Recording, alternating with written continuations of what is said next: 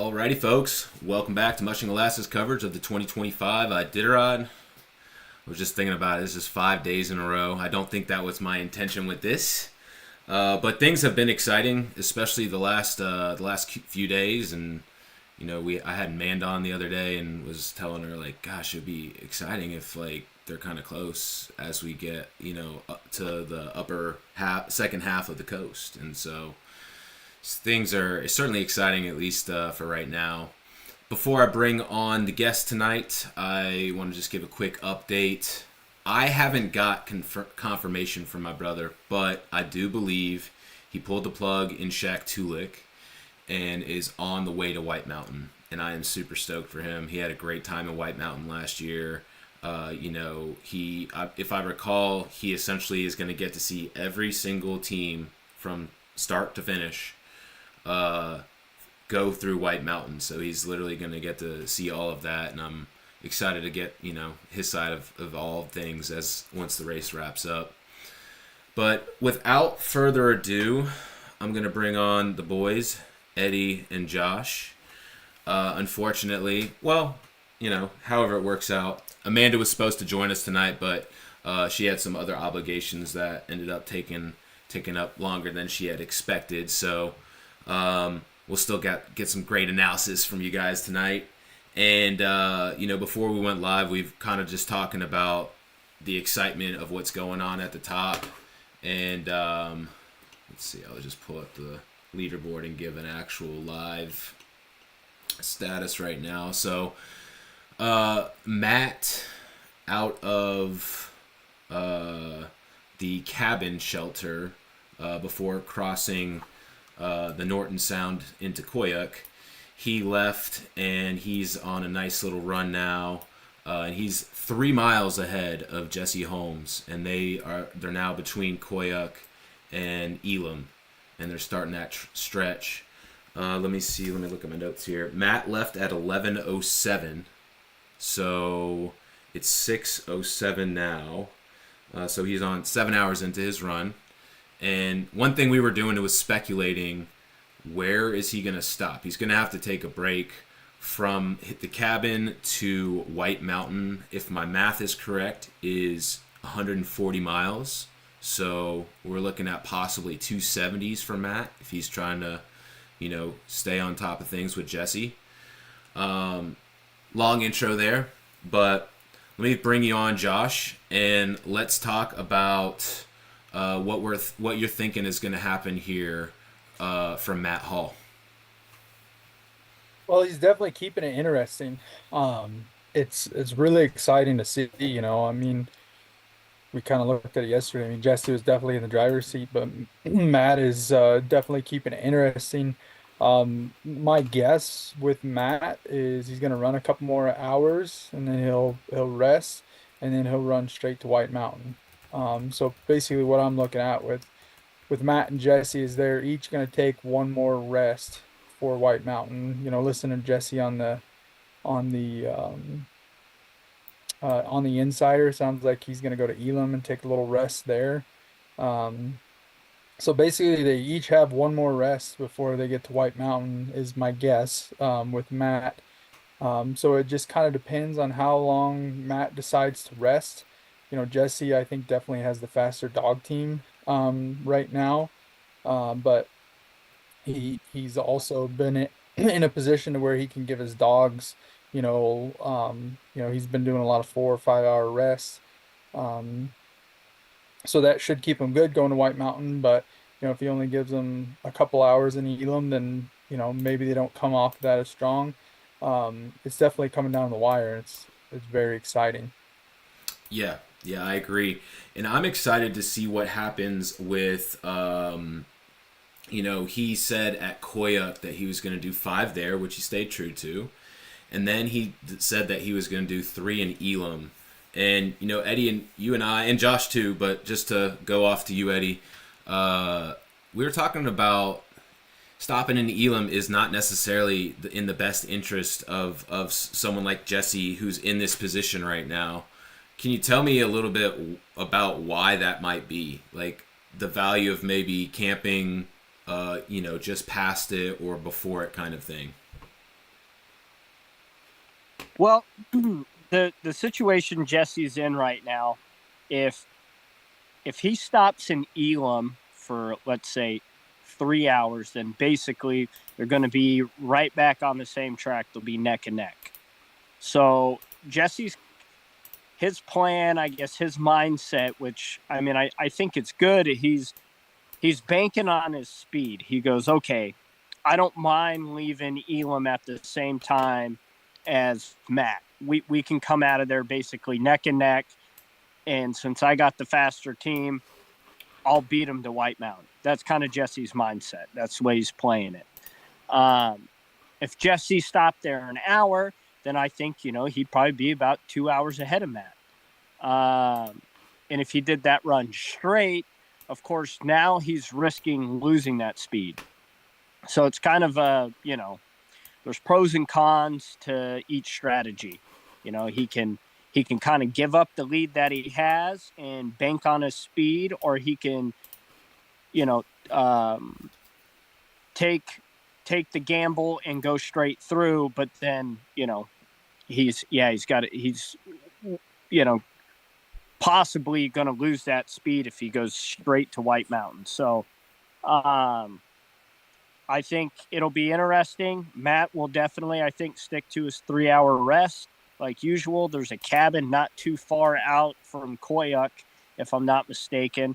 I believe it's right there in the hills, for my memory. And I'm assuming Matt will stop there, and then I believe Matt will go, straight on to White Mountain. Okay. And then we ought to just do a quick catch up on Paige. So Paige got to Koyuk at 4:22. So she is just like an hour and a half in on her break right now. She previously did a 2.5 hour. So are we thinking something similar, that it might be a 2.5 hour, 3 hour, and then she's gonna, try to attempt to do the same kind of move? I'll toss that to you, Josh. Yeah. I would say that she probably does 2.5, 3 hours, runs to Elam, does a short rest there, and then goes to White Mountain. Um, it's gonna be really hard for her to catch up, to Matt and Jesse, but it is the coast, and things always happen. And if a team falters, I think she'll be in a really good position to pick them off. Sure. Yeah, I agree. One thing I was kind of curious. We didn't, because of where they started, we only have a straight run from Paige and Jesse in terms of Shaktoolik to Koyuk. And Jesse did that an hour and 13 minutes faster. But I was trying to find like some sort of stat where we could compare all three that's like as close as possible. What I did was I took the times that each of them were at the cabin before crossing the Norton Sound. And Jesse did that stretch to Koyuk in 3 hours and 58 minutes. And then Paige did it second in 4 hours and 43 minutes. So 45-minute difference. And then Matt was at 5 hours and 2 minutes. So an hour and 4 different than Jesse. So, that kind of gives you at least a little bit of a glimpse of how their team is doing from a speed standpoint. Eddie, can you kind of, with that stat, break it down a little bit more in terms of how you see things? Yeah, I mean, I think it just kind of confirms Jesse's plan. He wants to keep that speed in his team, so therefore he's willing to roll the dice and say, "Hey, I'm going to give up my lead." Matt and I will probably be leaving Elam around the same time. Matt will be coming off of his camp from the cabin, of course. And probably about that time, Jesse's coming off his camp in Elam. They should be going through there around the same time. So I think Jesse's just like, hey, I got the faster dog team. They look great. If I continue to keep these runs at that 50-mile barrier, they'll continue to come off strong. And so Matt's kind of hope is short rest, long runs, just keep kind of marching along. But it's hard to gain on someone when they have the speed. Yeah, sure. That makes sense.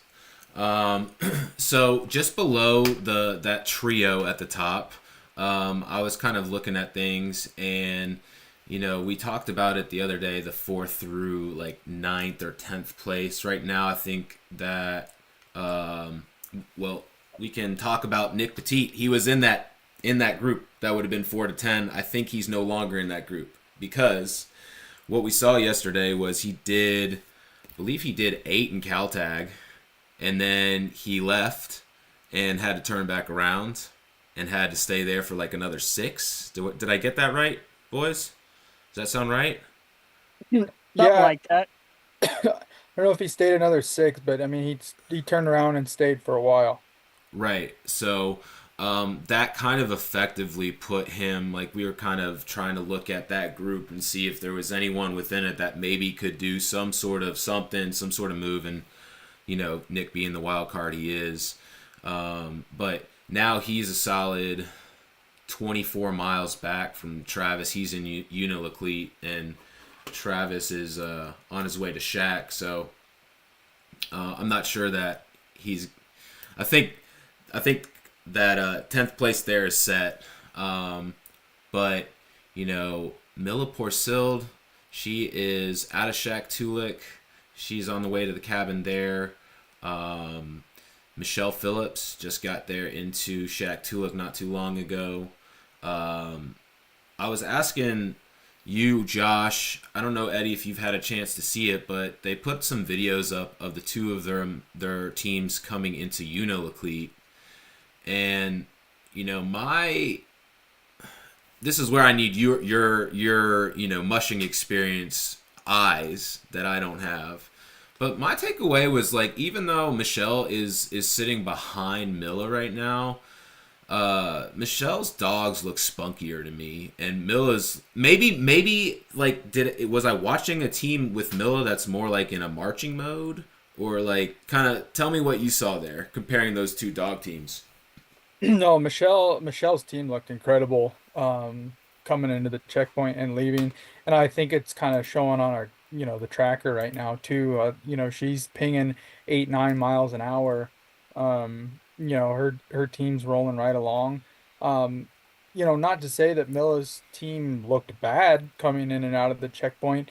It's just Michelle's was like, whoa, like this team's coming alive. And she had a really good run over Shaktuluk, and I would imagine that she'll probably stay there because she can't before Unalakleet, but I think she'll slowly gain on Milla and probably move up another spot would be my guess.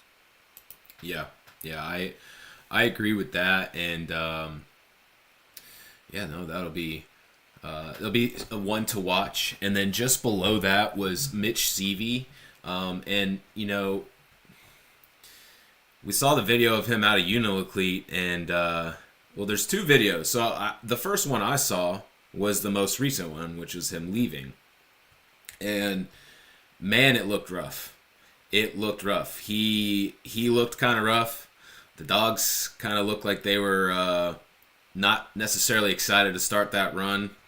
But now as I've monitored that run, he's pinging at 8.4, and it looks like he's gotten them going. He's about to get into Shack Tulik. I said it yesterday, I thought I heard someone saying something about he may have some back issues. He kind of seemed like super hunched over. He started that run from Unalakleet sitting down.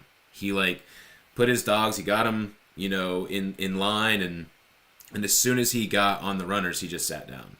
So I thought that was telling. Eddie, what do you think? Like, what does that tell you with where he's at? He's kind of more conserving to get to Nome. Do you think he has anything in it? What's your thoughts there with Mitch? Yeah, I think Mitch is just trying to maintain at this point. It's hard to really start picking off teams on the coast, especially if you don't have it in yourself physically. If you're in pain, your back hurts, this and that. I mean, the man's 65 years old. It's absolutely incredible that he's there in the top 10 laying it down. So a lot of respect goes out to Mitch, because I ran it as a 33-year-old, and my body was killing me, by the time I got to the coast. So I can't imagine how he's feeling. So I think he's just in maintenance mode, and I think his dog team's going along steady, and they look pretty good.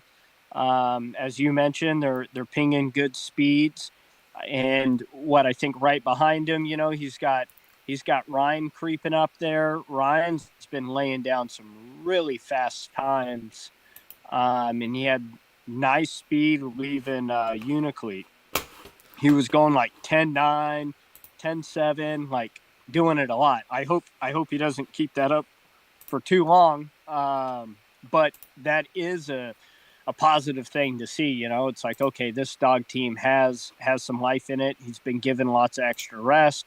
So I think Ryan's one of those guys we could see creep up. Travis looked pretty steady right there, right? He's right behind Mitch, I think, as well. Yep, that's right. So Travis is looking a little steady, pretty good. And then his team was animated, leaving Uniclete, which isn't always a for sure thing. Some dogs look real mellow in a checkpoint, and then they get out on the trail and they're cruising.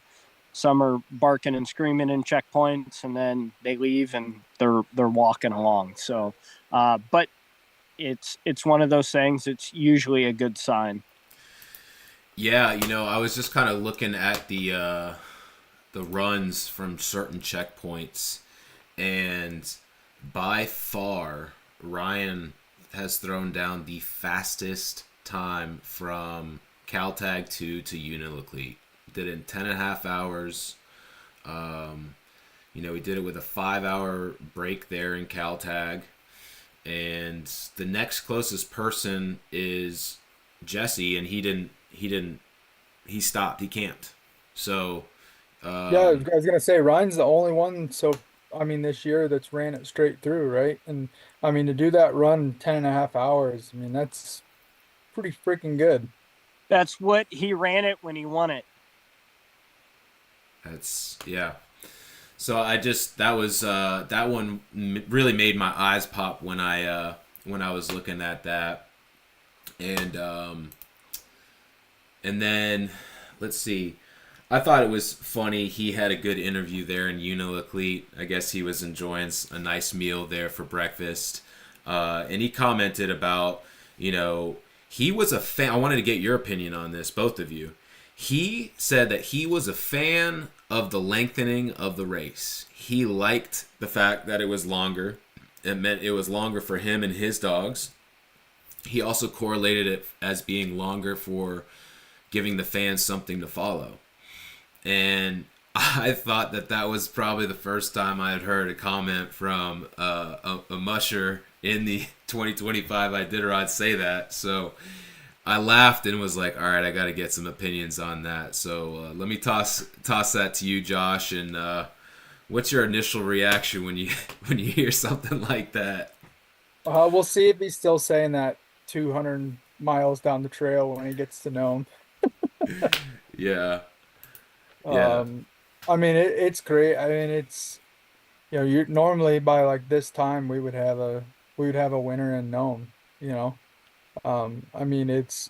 is a long freaking race, and then just seeing how slow some of the parts of the trail were, made it even slower. Yeah, I kind of laughed when he said that, and he's like, "Oh yeah, we should add to it, going to Hooslia too." And I'm like, "Holy smokes, we're gonna have like a 1,400 mile race." So, um, it must have been the pork chop talking. Yeah. He was just feeling really good. He just had a really good meal. He probably slept in one of the real beds that they have in Uniclete, like own private room. Like, oh yeah, I'd do this again, totally. Yeah, it was funny. The cameraman asked him, "How was your breakfast, Ryan?" And he had a big old grin, and he said, "Big old pork chop, mashed potatoes, and carrots." And I just couldn't help but just start laughing. Like, I'm not used to that, hearing that as like your morning breakfast, but it just like seeing his face in what looks him like he was so happy, just kind of made me laugh as well. You also make a great point today on the live feed from Koyuk. Greg made the comment that mileage-wise, this is where the finish line would be if they hadn't altered the route and made it longer, right? From a mileage perspective, Koyuk is actually where the finish line would be. So a lot of dogs might be like feeling it right now, and there's still some runs left, especially for the back part of the pack. I mean, one thing that we haven't really talked about, and I would like for you guys to talk about it for those who are watching, is you're very surprised. You've both been telling me this. You're very surprised at the gap between the first place team and the 10th place team. And I feel like you've both mentioned how like usually it's maybe like 10 to 12 hours or something, but with this it's much more open. So I guess I'll toss that up to you, Eddie. Your thoughts on like the length of the race, the speed of which it's going, the separation that you see there at the top. Can you talk about that a little bit? Yeah, I think you got to go all the way back to the beginning. We talked about it many times how teams went out fast. They went out hot, faster than usual for that first 100 miles, or basically tan it off. So then everybody kind of hit the wall there, Everybody started seeing bumps and bruises and nicks and dings, and it was like, okay, time to reel it back. Then we saw a bunch of just 5-hour runs, 5-hour rests, basically all the way to Caltag, back down all the way to Anvik and Shagaluk and Grayling, and back up to Caltag. I mean, we've just been seeing 5-hour runs, 5-hour breaks, and a slow trail to go with it. So I think we've seen a conservative pace due to, the extra 150 miles that this trail offers, that this route offers. I think we've seen a conservative pace just because teams did get a little, dinged up there on that first 100 or so miles. And also we don't quite have the same number of top level dog drivers in the race to force that pace. There's in a lot of years you got 5 to 10 guys that are all trying to win it, and it really just pushes that pace along. It forces people up off the straw, and it has a domino effect. And when you get into a race and there's only a handful of people doing it, it's not going to have that same domino effect all the way from first place to last place, to kind of keep that pace moving.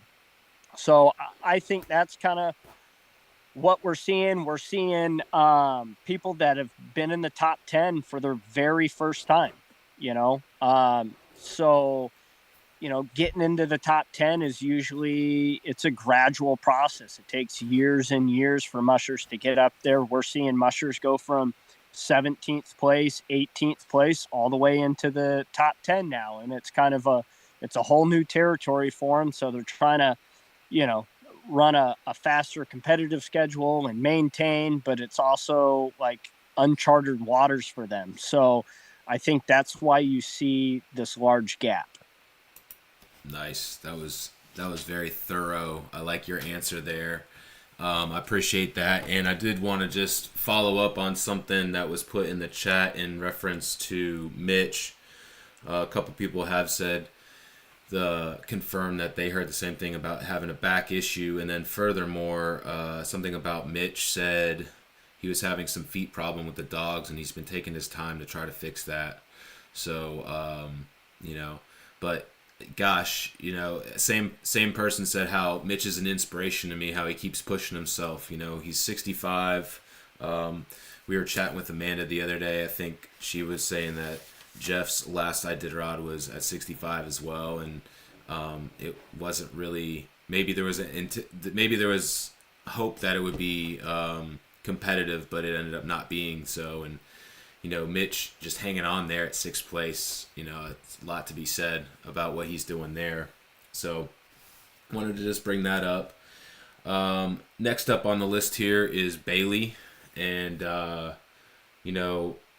had a lot of questions going on here. I'm not gonna lie.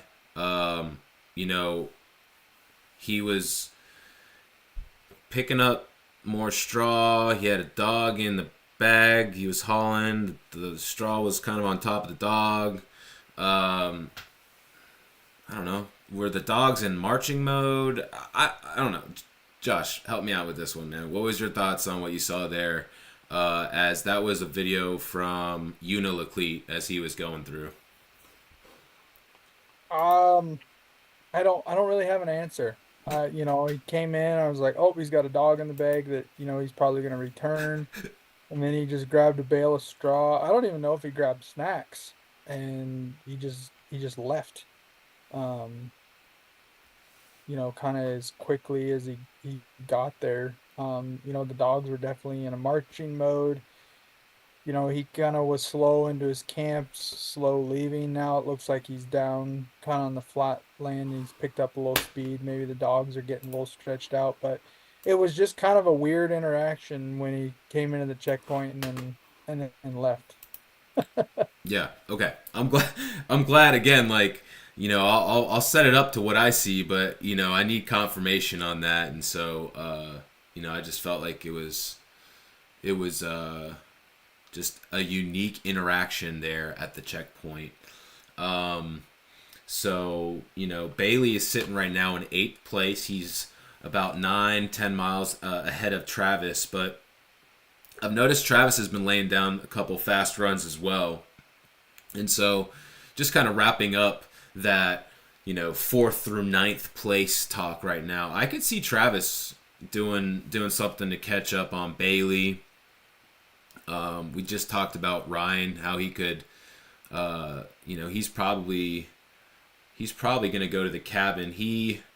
You guys think he would go Lecleat to the cabin and forgo staying in Shaktoolik? Possibly. Ryan prefers checkpoints, Okay. I guess historically. And I could see him getting a nice rest there, going to Koyuk, getting a nice rest, and then going straight from Koyuk to White Mountain and blowing Elam. Oh. And I see him picking off another handful of teams right there. Ryan is not afraid of long runs. Okay. So you're saying he's going to kind of build him up, do checkpoint to checkpoint, and then blast it, third run all the way, full send to White Mountain. Okay. I like that. That's his style.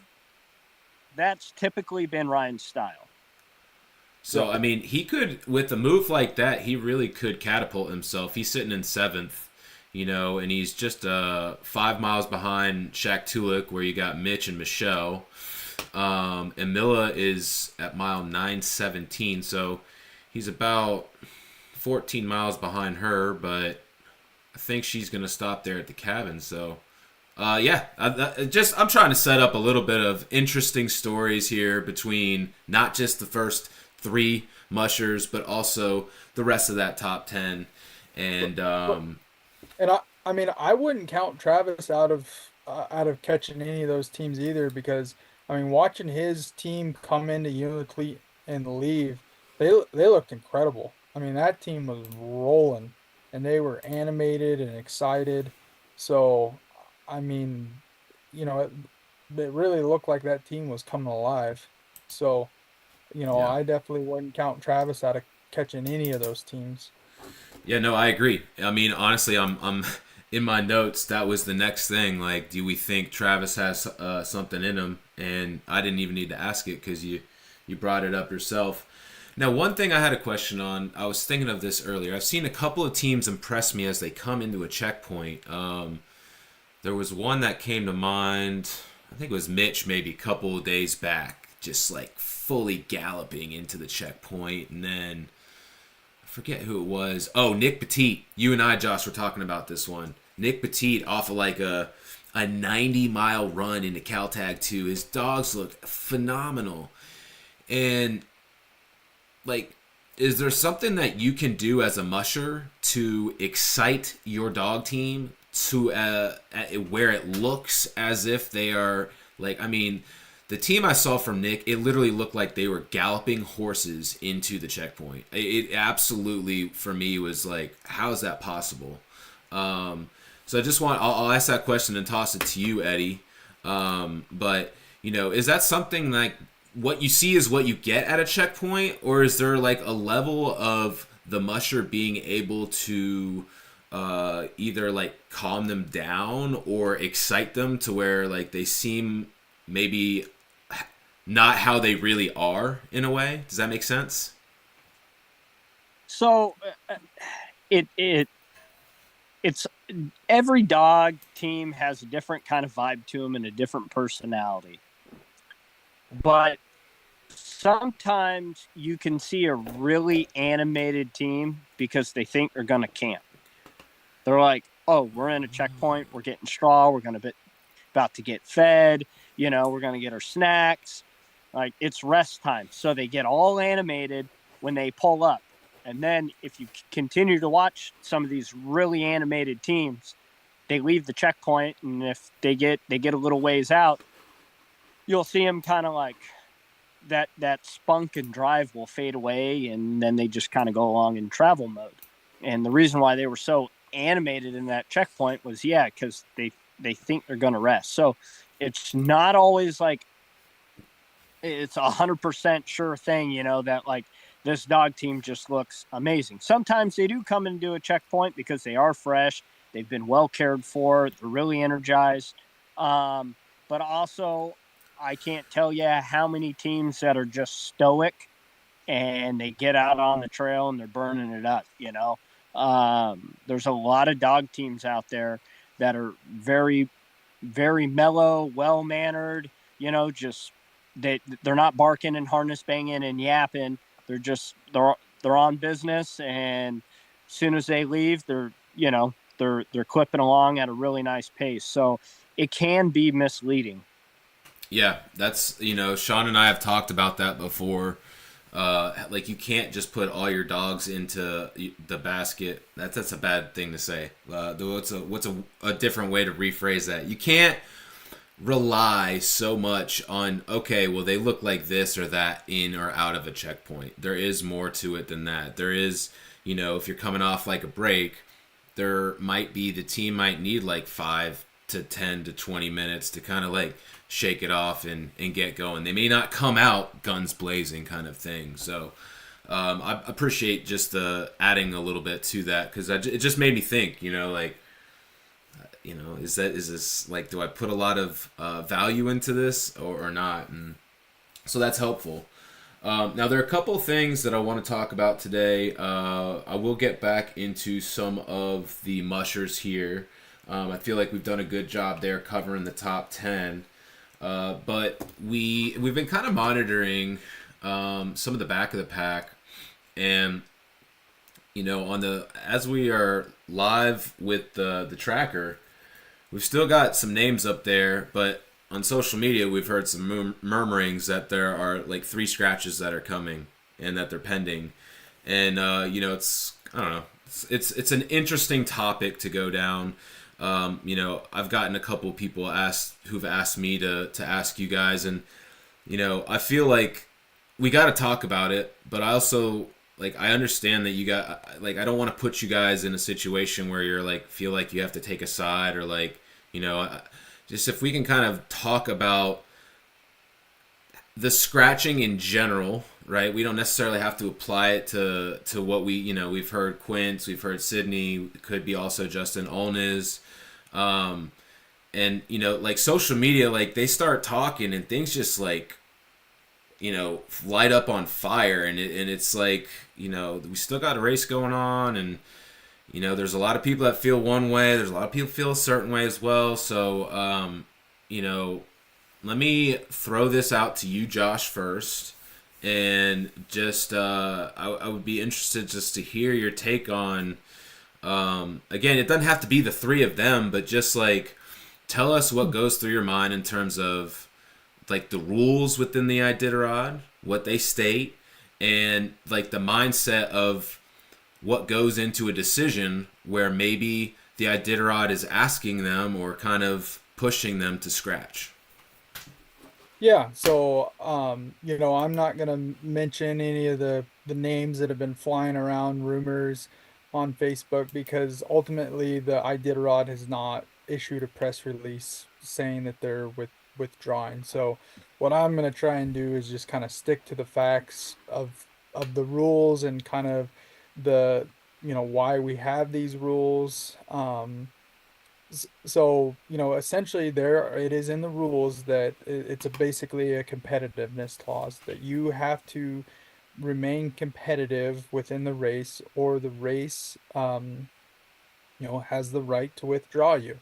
This is a rule that's talked about in, the pre-race meetings. It's something that, you know, we all know about when we sign up for the race that there is the non-competitive rule. Now, obviously, when teams get withdrawn for not being competitive, it's obviously a highly, emotional and I would say controversial issue. You know, every musher that comes to the start line of Iditarod has done a shitload of training. They've done a ton, they spent a ton of money, you know, um, they've done a lot to get to that point, right? And to have, to be pulled off the trail, it sucks. But from the viewpoint of the Iditarod and what people have to understand is that it takes a ton of logistics and personnel to keep a checkpoint open. Most volunteers, they have schedules that they have to get back to their lives. They're using their time off from work and they have to be back, to a certain time. And a lot of the volunteers move down the trail. And, these are volunteers, both the people that are working in the checkpoints and the vets and everything, that they're taking their own time and they're spending their own money to get up to the race and then fly out on the trail and giving all this time to us mushers. And ultimately we have to respect that time. Um, and logistically and financially for the Iditarod, they can't leave checkpoints open for several extra days for one or two mushers. Back in the day, a lot of people have been comparing finishing times of races of the past, but that was also when there was 60, 70, 80 mushers. So you would have, 10, 20 people maybe kind of running that same pace. Where in the case of today's Iditarod with lower numbers, um, it's only one or two people, and financially, it just can't happen. It costs $5 million a year to put on the Iditarod. So I did the math. So for 33 starters this year, that's, if you take away the entry fee, that's $147,000 per musher in order for them to run the Iditarod. Um, so just, you know, it sucks from it's a no-win situation for anybody ultimately. It doesn't look great for the race. It sucks for the musher. Um, but just financially and logistically, they just can't do it, is ultimately what it comes down to. Um, if people want to do the trail, but they don't want to keep up with kind of the pace, then they could always do like an expedition style. But ultimately, that's what it comes down to. And we're also guests in these villages. These villages are nice enough to open up their communities to us for the race. Like we can't be entitled to their communities. It's their communities. And we definitely don't want to overstay our welcome there. So there's a lot that goes into it. And normally the race is great about communicating with people to say like, hey, you guys need to pick up your pace a little bit. Like I said, I don't know any details about, the specific mushers and all the rumors flying around on Facebook. That's why I'm just trying to stick to the facts of the rule and kind of the meaning behind it. So, Yeah, no, and I appreciate that, and I think smart. Like I'll say the names. I'm not a musher. I'm gonna ask the question, but you know, how you all want to answer it is fine with me. I guess my question, and this will be a follow up for you, Eddie, is the subject of like consistency in the decision making and the process to do so. And that was a question I was thinking of. There's a comment here from Johnny Chimpo. Says it's everyone's dream to finish, but the Iditarod needs to maintain a standard, and they can't let the integrity of that standard degrade. I don't know. Just can you add some thoughts on your perspective, at least, Eddie? With again, it doesn't have to be this specific situation, but just the process that goes into figuring out scratching due to lack of competitiveness. Well, I think Josh did a really good job covering all the bases there. You know, he talked about, you know, you got to keep up with the pace of the race. Talked about the financial cost and logistics it takes to keep the checkpoints open. Also covered the, you know, we're in these villages, we're in these communities. We got to return basically the community back over. You know, we can't just camp out there for weeks on end.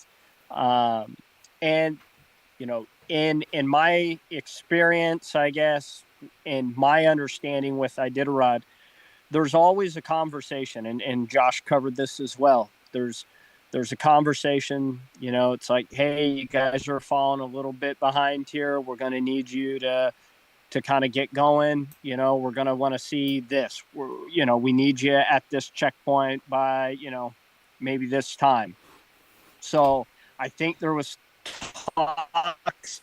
I don't know if this was rumor. I can't quite remember who I heard this from, but they were like, you know, there was and I don't want to sit here and say rumors, but, you know, it's an example, I guess.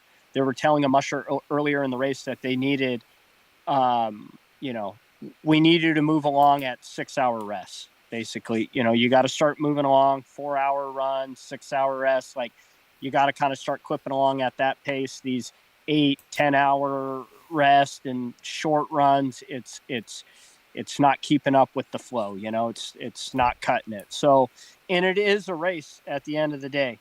You know, it's not an expedition. So it's no one has a guarantee to finish. So, you know, I think the race is probably communicated with these mushers that, hey, they need to pick it up. I'm sure there was maybe a couple warnings or a couple conversations.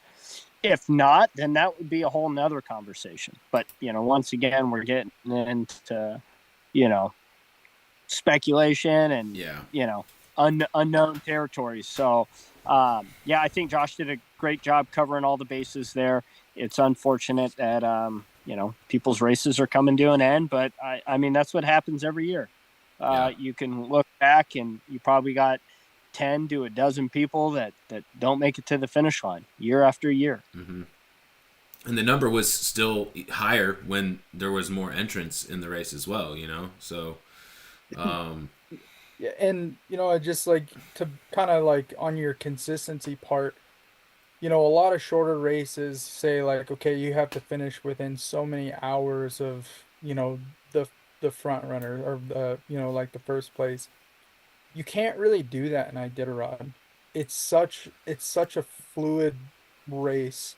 You know, like you could have storms hit, you know, the front of the pack or the back of the pack, and you know, so it's not something that the Iditarod and, you know, Warren Palfrey is taking lightly. Like they're not out to just pull mushers out of the race. Like there's a lot that's going into this decision, and it's a tough decision. You know, it sucks. He's gonna take a lot of shit for it. But you know, that's ultimately his job, unfortunately. So right. Well, I appreciate you both addressing it. Again, I know, like, it's like in a public setting, like, I'm sure amongst your community, you're talking about it, but, like, we're putting this out in public, and, you know, I appreciate your willingness just to kind of discuss it, even though maybe it's tough to do that in a public forum. Hopefully there's not the other side of people that don't. There's going to be people that don't agree with what your perspective. So, just if we can get back into the race, dang it. But what I want to do real quick is I want to quickly address some questions that have come in through the chat. We may kind of bounce around on some of these topics. We're getting close to an hour as well, and I have a couple other mushers I want to talk about. So we'll kind of go through this a little bit quickly. The first thing was, we talked about Nick Petit turning around back to Caltag. Did either of you hear anything as to what was the reason? Are we going to assume that, he clearly saw something in his team, maybe probably needed to drop a dog, that sort of thing? Or is there... has anyone heard anything? Can either of you add to that story? Not so much. Okay. I haven't heard anything. It just looked like, he started having, just judging by the tracker, he was definitely slowing down. So, I don't know if, he saw something in his team and wanted to turn around and drop a dog or maybe give him a little more rest. Because only being 10 miles out of Caltag or however far he was, he still had a long way to go to Unalakleet. So. Okay. And then someone was asking if we could talk a little bit about the terrain right now. And obviously, we're pretty kind of spread out, but with the focus on, the top of the pack getting to White Mountain, can you talk to us a little bit about what this stretch from Koyuk to White Mountain, what challenges it may present, or we've talked about the strategy, right? So we don't necessarily have to do that, but someone was just talking about Joe was talking about if we could just talk a little bit about that. So let me toss that out to you, Eddie, and we'll see if there's anything, Josh, you want to add to that as well. Yeah, leaving Koyuk there on the way to Elam, it's pretty hilly. Or fairly hilly, and I think coming into Elam, you're on a road, like a kind of uphill road into Elam. And leaving Elam, it's once again pretty hilly. You go through, I don't know, I think you go up and over seven mountains, or 7 pretty good climbs, and then correct me if I'm wrong, Josh, then that's when you start dropping down into Golvin, correct? Yeah. Yep, and that's kind of a gnarly little downhill. It was real kind of like glaciated and icy when I was going down it, and I remember my sled and team were wanting to slide off to one edge of it, and the wind was ripping, and it's just kind of it's not like a cliff or nothing, but it starts to kind of drop off onto one side, and you're going down it sideways, and it was kind of a wild little ride down in there to Golovin. And then once you leave, you go through Golovin, it's really, really, or at least when I went through, it was really quiet. No one was out or around. It was late at night when I passed through there. And then you're kind of on a lagoon, ice, whatever. You're just kind of open country, I guess, there. Pretty flat. I was so tired where I thought I was going uphill, but I don't think that was the case. But it's a tough run to White Mountain. It's a really tough run. I thought it was one of the tougher runs of the race. Okay. And Josh, did you have anything you wanted to add, or do you agree that it's one of the tougher runs of the race? Yep. Yeah. Okay. Eddie covered it good. Yeah, I mean, yeah, I you don't have any more specific details about that run than that, Josh? Come on, man. All right, so this is a question I've been waiting to drop at some point, and that is, what if Dallas was in this race? What what would be happening right now? Would he be far and away ahead of them? Would he be creeping up on them? Would he? And hypothetical question here, right? But the reason I ask is I heard that Jessie ran into him at, I forget which checkpoint, and they were having a conversation, and Jessie in the interview was just talking about, well, I got to prepare myself for next year because he's going to be back, and obviously he's been out there watching the race the whole time, so he's got his eyes on everyone. Let me toss this out to you, Eddie. Again, speculative question, but or not speculative, just like hypothetical question, I should say. But what would we see right now, do you think, if he were in this specific race with these changes and the conditions that they've all just gone through? Jesse's my buddy, and I'm always rooting for him. And he's a hell of a dog driver, and he's doing phenomenal. But if you're going to approach it like a betting man, it's pretty hard not to put your money on Dallas Seavey.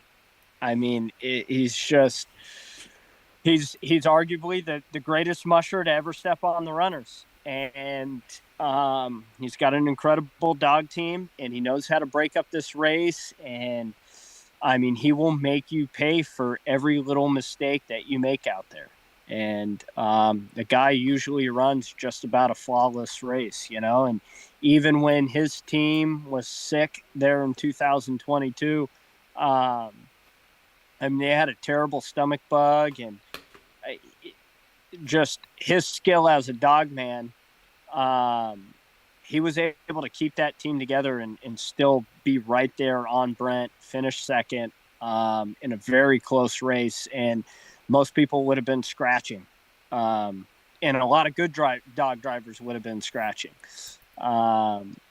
Because I was back at the kennel, and I was receiving dogs that were coming off the trail with that stomach bug. And I mean, it was a bad one, and so when I seen the way he continued to go down the trail and care for his team and keep them at such a highly competitive pace, I was really impressed by that. And so, yeah, I think Dallas, he's just one of those guys that's on a different level than everybody else. But I think after this race for Jessie, he's probably he could be right there with him, or maybe even beat him next year. I mean, you never know, and I'll always be rooting for Jessie. Okay, yeah, that's all fair. Josh, I want to get your perspective and what you think. I know Eddie gave a good answer, but just anything else that or just your perspective on Dallas and and just applying how you've seen him over the years into a race like this with the added length and these variable conditions, which sounds like Eddie's like, yeah, that wouldn't matter. Jesse wouldn't be taking 5 hours in Koyuk if he was racing Dallas. That's true. The pace was much different. Okay. Like Eddie said, Dallas's ability to just break down a race, in certain sections of the trail is just incredible. And I mean, I like just using last year as an example, getting a time penalty over the whole Moose debacle, and the guy still broke up the race all the way to the finish, and and came out on top. Dallas he's an incredible dog man. He just thinks about racing differently. Like I would have loved to see how he kind of decided to like break up the course this year, since it kind of never been done before. It would have really been interesting to see how he would have done it. But having Dallas, he would have been pushing the pace even more. Say that again, Eddie. What were you saying? I said he'd be in Nome already. Oh, gosh. It's just, you can see, last year was a perfect example. And I mean, he went up the coast like on vacation mode. He was just like, doo-doo-doo, this is easy. I mean, you could tell, like, he made up that 3-hour time deficit and did it with ease, you know? I guess, I mean, since 2012, he's only been beat twice, right? Once was what, his dad, and the other was Brent, right? Correct. And he's been second. Both, I mean, just that level of consistency is incredible. There's been no other musher that consistent. Yeah, no, it is incredible, and Second place, since 2012. right. Yeah, it's like once he got into the top 10, he has never left, and then once he hit like second place, he's never not gotten second or first place essentially. So, so yeah, I've been thinking about that question. I wanted to toss that in there, and then there were a couple questions that we can kind of. I wanted to get back into a couple mushers in terms of the rookie race, and so just real quick, I wanted to give an update. Right now, Samantha and Emily are both in Caltag. Samantha, I think based on what I saw earlier, I think Samantha is trending in the right direction, and the reason I say that is because, let's see, I took some notes.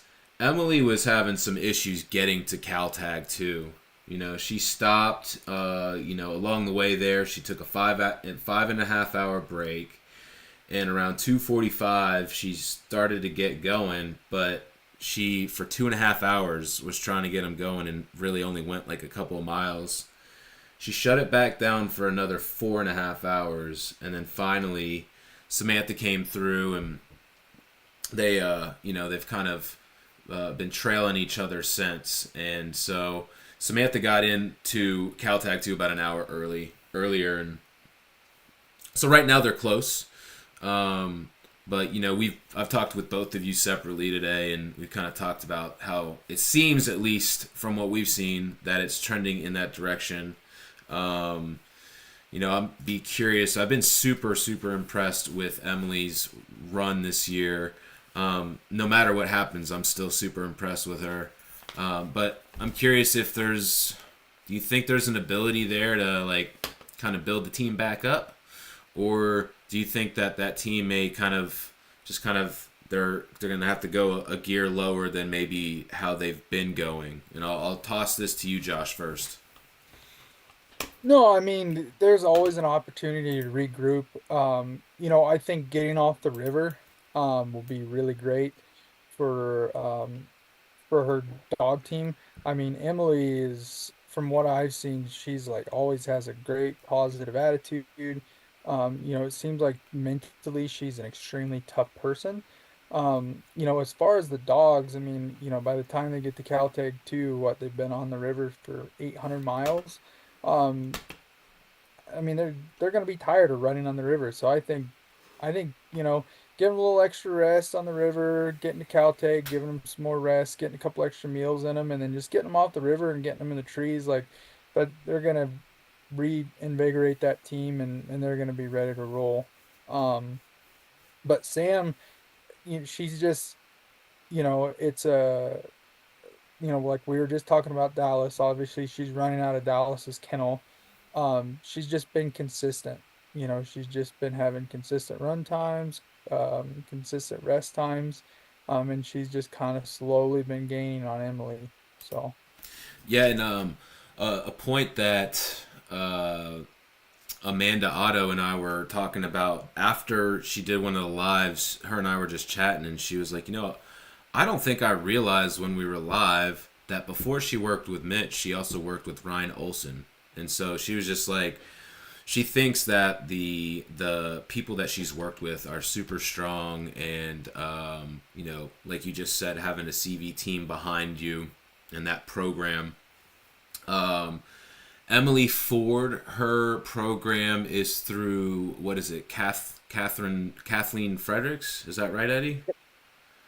Yep. And so, comparing any team to a CV team, the competitive level is not the same. I would assume that Kathleen doesn't have 100 and plus dogs in her dog yard either. So for those reasons, that's kind of where my head's at on the Rookie of the Year race. But it sounds like there could be an ability from Emily to still keep the team. I mean, she still has 13 as of now, so she does have another dog. But you've talked a lot about Emily throughout this coverage we've done, Eddie. Do you have any other thoughts or perspective on just how she is currently and what to expect from her finish? I mean, the truth is both her and Sam have 343 more miles to go, so it's anyone's game, to be honest. Yeah, there's a lot of trail left. I think, like Josh said, once they get off this river, start to get in that portage there on the way to Unaclete, I think that'll be a big morale boost. There's a lot of teams there in the top 10 that were even battling kind of heady issues with dogs, kind of like, man, when are we going to get off this river? Like, dogs that have been down the trail a lot, like, shit, this isn't the way we normally go. There's just kind of a lot of numbing miles right there. So I think that'll be a boost. I think one thing that Emily might be lacking a little bit in her team is like that depth of leaders as well. So she's just probably trying to find out, okay, like, who wants to get up there, who wants to take charge. Because whenever I see the team on the live cams, like, the team and the dogs look good themselves, So I think she's probably just struggling maybe with some leader issues is what it seems like, which can be a really tough battle. But with some extra rest and getting in some new terrain, that can definitely switch things up. Josh, I know you battled with some leader issues in one of your Iditarods, and so like how challenging that can be, especially when the team looks good. Like, everybody's happy and healthy and they want to go down the trail. They're just like, I don't want to be up there, someone else do it and we'll all follow. But oh yeah, it's when everyone was in heat, it's like the team's like screaming to go. You pull the hook and everyone just runs into the leaders and you're like, shit. You swap dogs around, and a lot of times in the situations, you'll find a dog that you have never ran in training in lead the whole season, but they'll get up there and they'll just be a rock star. And in situations like that, that's where you find new leaders. Yep, and a lot of good mushers have found new leaders that way. So, anything's possible. I'm sure she's playing the swapping leader game right now. Everybody's rotating, getting the rotation up there. So she'll figure it out. She's mentally tough. She'll keep grinding. She's determined to get there, and she knows what she's doing. I know Anna Hennessy has been in contact with her.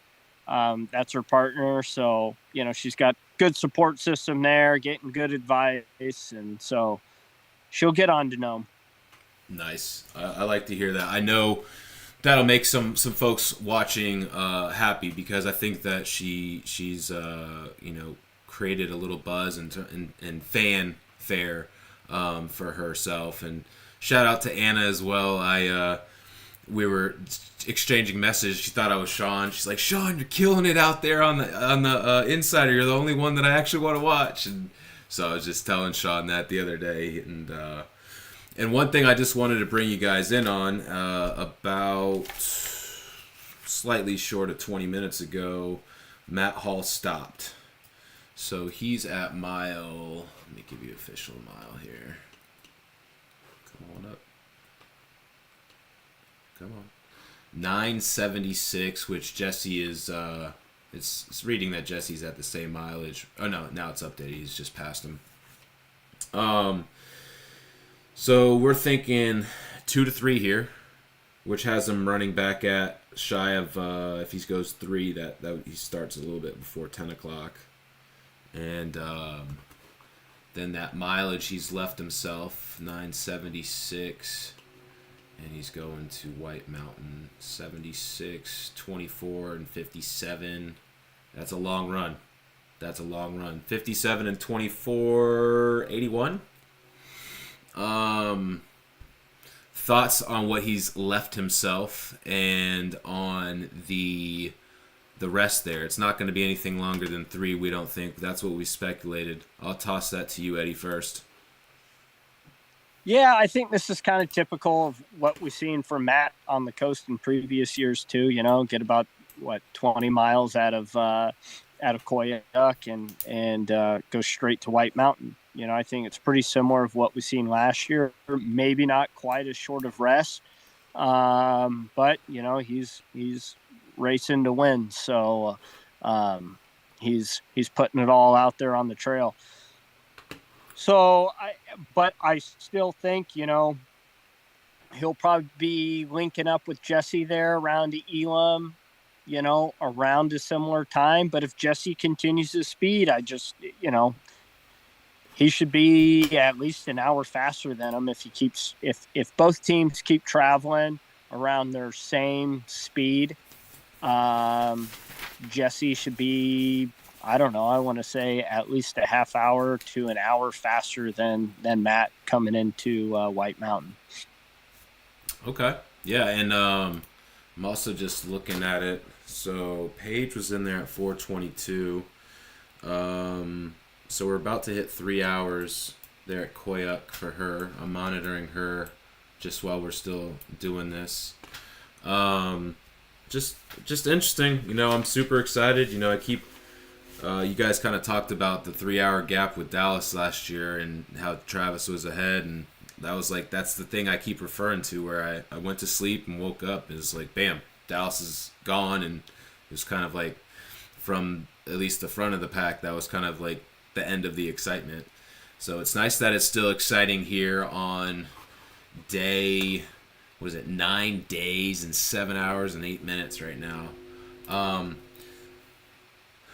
Money on Emily, on Sam. I'm gonna put you on the spot. Eddie, who do you got? Your team Emily, I'm thinking.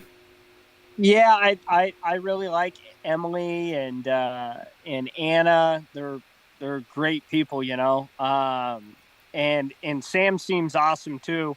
I don't know her very well, but it is hard, I guess. Take the situation that we have. It's kind of hard to bet against Sam. She's just been really conservative throughout the race. Emily has shown, that she's working through some issues. So, of course, if you're like a betting man, and I'm going to be honest about it, like, you got to go with Sam, the more steady, consistent musher. But Emily could very well get them together and get them rolling. And I know she's willing to probably be a little more aggressive down the trail than what Sam might be willing to do, so it's going to really depend on, if she finds a new lead dog up there. Yeah. Well, we'll be continuing to monitor that, and I would toss it to you, Josh, but I have a feeling you're going to be like, yeah, Eddie covered it. So I'll just go ahead and not. I was hoping he'd pick Emily, so then we could, bet, when we finally get to meet up in person again, who's buying the beers. Well, here. I can do that for the next one then. All right. So one award that we haven't talked about, and I may be putting you guys on the spot, but it was put in the chat and it got me thinking myself. Who are we talking about from a humanitarian award perspective right now? And when I ask that question, I usually look at, well, what team has the most dogs, right? And so we can start with that. 15 dogs, Connor McMahon.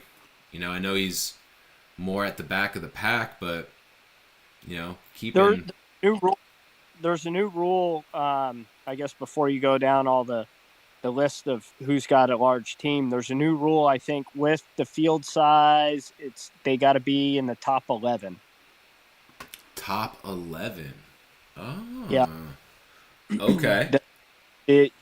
Because see, they used to have it to where it's a certain percentage, of like it's got to be in that top whatever percent of the race to be able to receive the humanitarian award, because it's really easy to take 15 days to get to Nome and have a really nice looking team. Sure. You just throw down some food and go inside and sleep for 10 hours and come back out and go again. So I think they have to be in the top 11. That's what I was told before the race started. So at the top 11. It used to be top 20, and I think you're right. I think it's top 11 now or something. Because of the field. Interesting. I was not aware of that. So, looking at that, it would be interesting to see, top 11 is Jessie to Matt Failer. Nick Petit has the most dogs, but I'll be interested in that one. I don't know. Do you guys have, you've cleared up what teams we can choose from. Okay, so within that, do you have any thoughts? I know it's hard for us as couch mushers sitting here. Oh yeah, we're going to tell you what the humanitarian award is based off of videos of them in and out of checkpoints. But I mean, you could get a kind of a glimpse of things and at least have an idea. Paige have.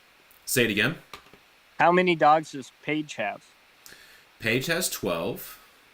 Okay. Bailey has 12. And Nick has 13.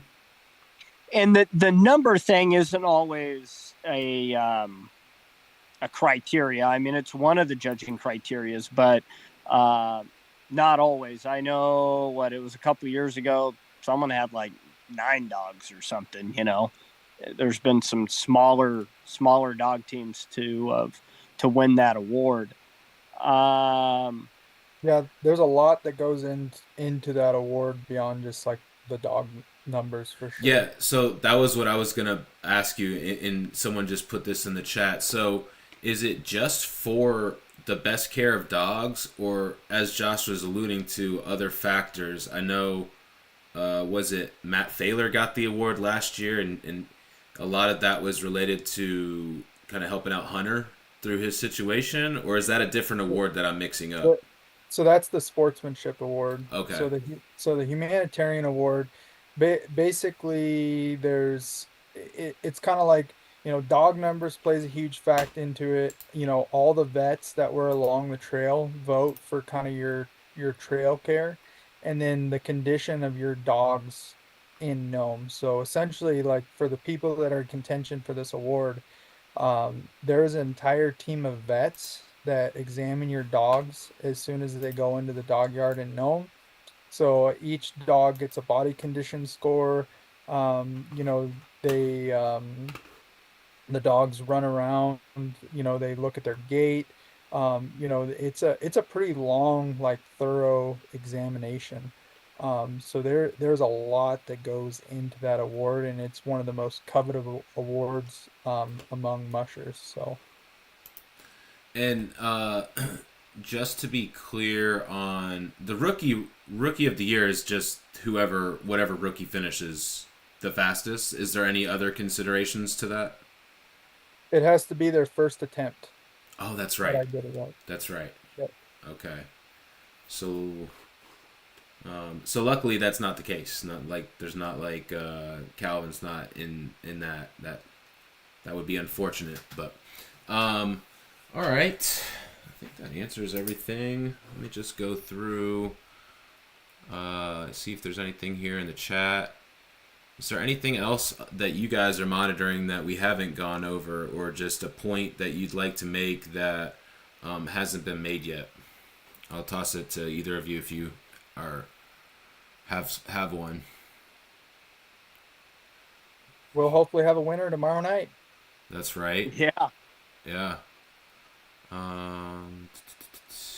You got some good feedback there, Josh, from your comments earlier, um, in regards to the scratching situation. Just letting you know that. Good. I'll probably catch some hate for it, but that's Yeah. okay. Oh, all right. Yeah. From A Link, she referred to, and I saw this as well. She referred to an article with ADN today, where Jesse and Matt were running side by side, and they had like a cool conversation that Jesse was kind of talking about where like, can you believe here we are, almost 20 years later, or whatever it is, and we're the two here at the top of the race. That was kind of an interesting. I don't know. I love hearing those stories. Just like obviously everyone wants to win, but then there is like a level of respect, and you know, it was. I just thought that was nice to hear. I don't know if you guys have any thoughts about like the sportsmanship that goes on during a race where you're both trying to win it. I guess kill them with kindness. But I just love that. Any thoughts on that, Josh? No, it's kind of funny because before the race, there's a lot of smack talking. After the race, there's a lot of smack talking. But during the race, everyone's kind of doing what they love, and there is a lot of like you're competing with each other, but there's also, I mean, there's a lot of camaraderie out there, which is cool. So Yeah, that was you literally took the word out of my mouth. I was about to say there's a sense of camaraderie that goes into doing something like this and going through it and completing it together. And you know I think they probably were on different sides of the fence about the start of this race. So it's at least in this point in the race, it's nice to see that they're not holding that maybe opposing viewpoints against each other. But yeah, I'm super excited to see how these next 24 hours play out. And thank you all for watching and for your chats and questions. And we'll figure out what we're doing tomorrow. I'm definitely going to go live at some point. I'm not going to be competing with, if they're getting to the finish line during this time at all. Like, you guys go watch that. I'm never going to be competing against something like that. But I will find some time for all of us that's mutually okay and within like the time of the finish to just do a quick one and get on there and kind of give our synopsis of everything. But yeah, thank you all and have a good night.